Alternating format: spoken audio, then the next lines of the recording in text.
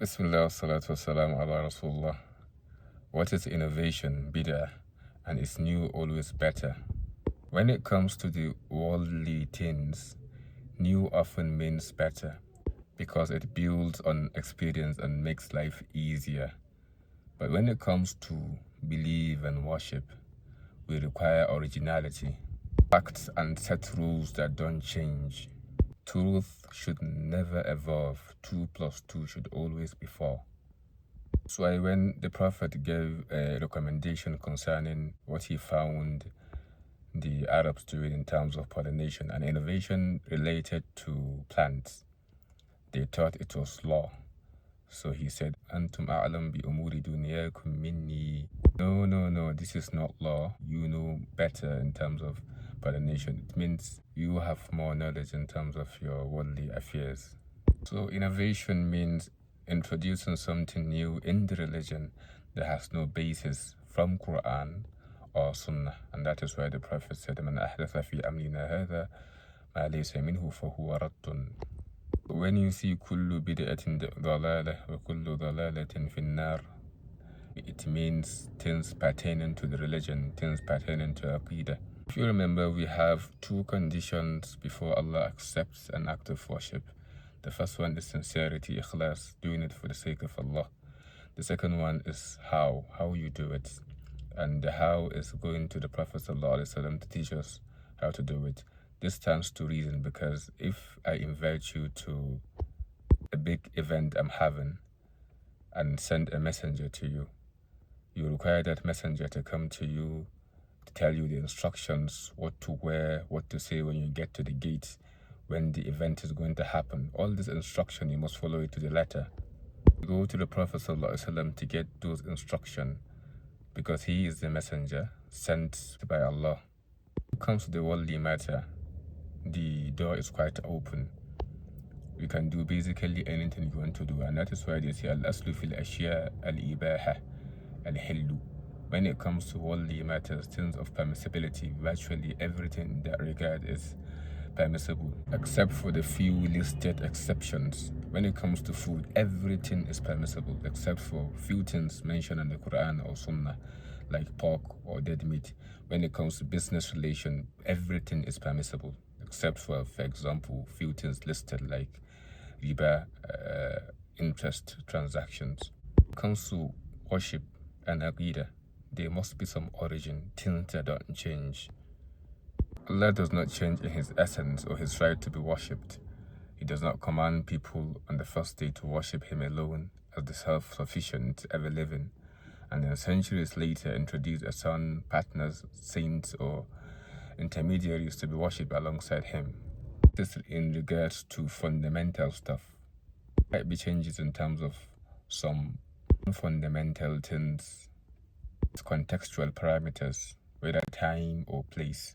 For example, our father Adam, the law as regards to marriage is quite different from the law as regards to how we marry today because the humanity at that time were quite few. So marriage is going to be different from how we marry in terms of who you marry. And we also have situational parameters. You are able to eat dead meat in the middle of the desert at the brink of death because you have no option. So something that is impermissible could be permissible for that situation. Or it could be the law of gradualism.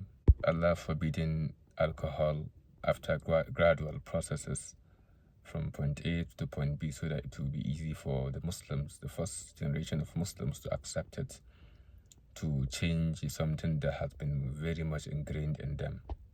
The point I'm trying to make is when it comes to the modern affairs, new is always better. Technology being what it is, making life easier. But when it comes to our relationship with Allah in terms of worship and Aqidah, then we require originality.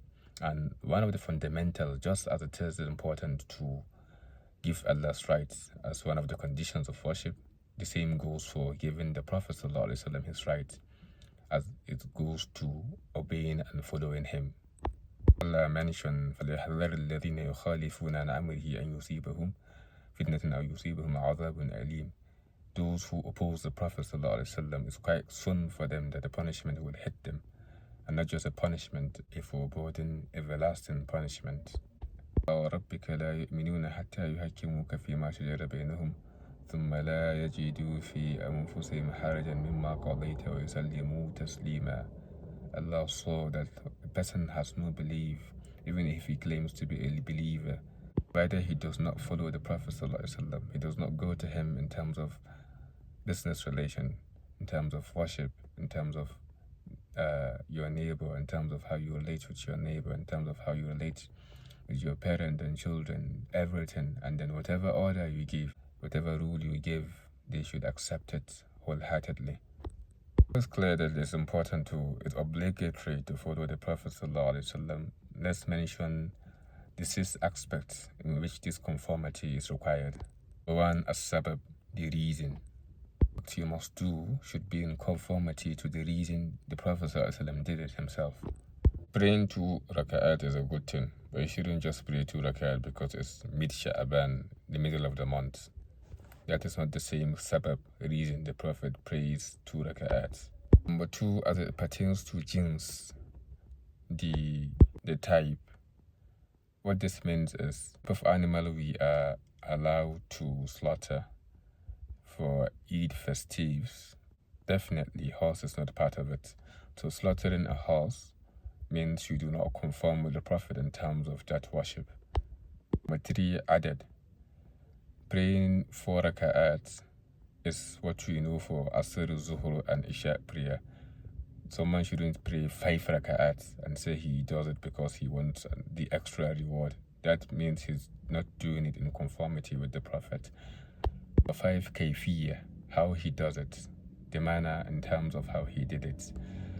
So if you are to start doing wudu, you start with your hands, not with your legs. If you start with your legs, you are opposing the Prophet ﷺ. The 5th is az-zaman, the time itself.